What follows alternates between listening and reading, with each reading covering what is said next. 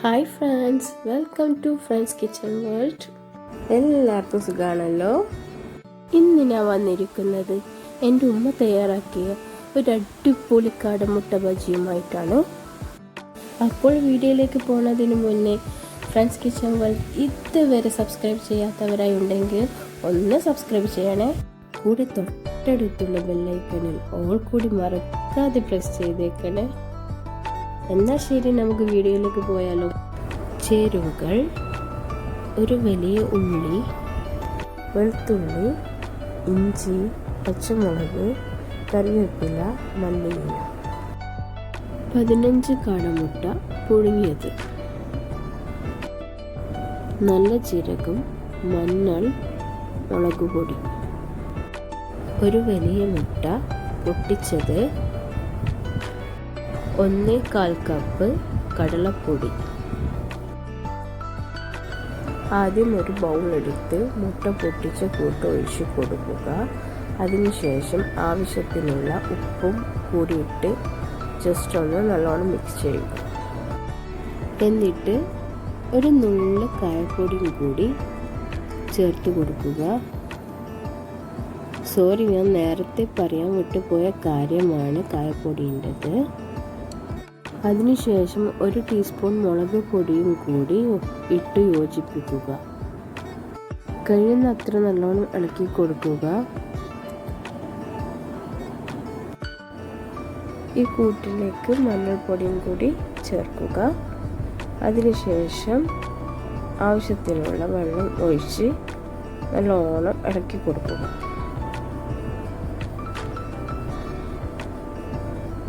ഇനി ഇതിലേക്ക് കടലപ്പൊടി ചേർക്കുക.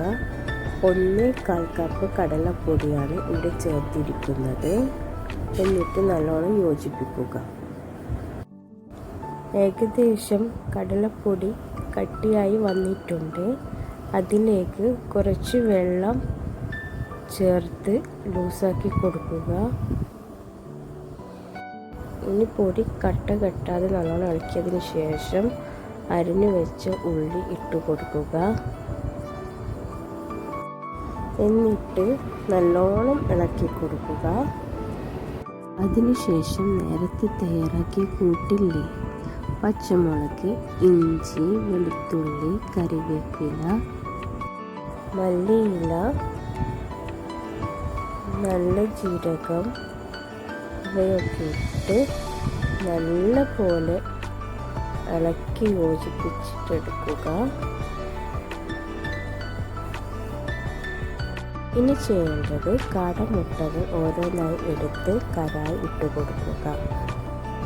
ഇങ്ങനെ ചെയ്യുന്നത് മുട്ടയിൽ ഉപ്പും മസാലകളൊക്കെ പിടിക്കാൻ വേണ്ടിയാണ്.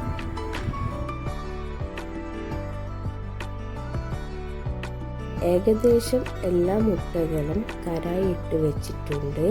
ഇനിയുള്ള പണി ഈ മസാലക്കൂട്ടിൽ മുട്ടയുമായി നല്ല പോലെ മിക്സ് ചെയ്ത് വെക്കണം.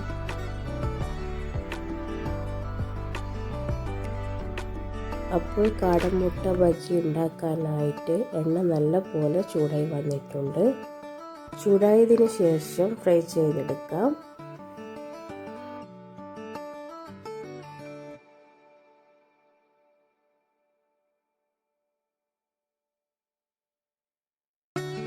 ഇത്രയുള്ളൂ കേട്ടോ. വളരെ എളുപ്പത്തിൽ തയ്യാറാക്കാൻ പറ്റിയ സ്നാക്സ് ആണ്. ഇനി ബജി നമുക്കൊന്ന് മറിച്ചിട്ട് കൊടുക്കാം.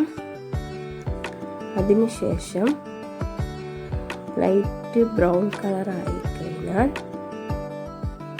നമുക്ക് പാത്രത്തിലേക്ക് മാറ്റി വെക്കാം. ഇത്രയുള്ളൂ, കണ്ടോ.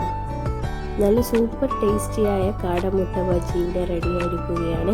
ഇൻഷാ അല്ലാഹ് എല്ലാവരും ട്രൈ ചെയ്യുമെന്ന് വിചാരിക്കുന്നു. ഇതിൻ്റെ കൂടെ ചൂടുള്ള ചായയും കൂടി ആയാലോ.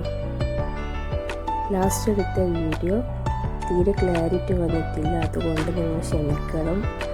ഇൻഷാ അല്ലാഹ് നെക്സ്റ്റ് ടൈം ഒരു അടിപൊളി വീഡിയോയുമായി ഞാൻ വീണ്ടും വരും.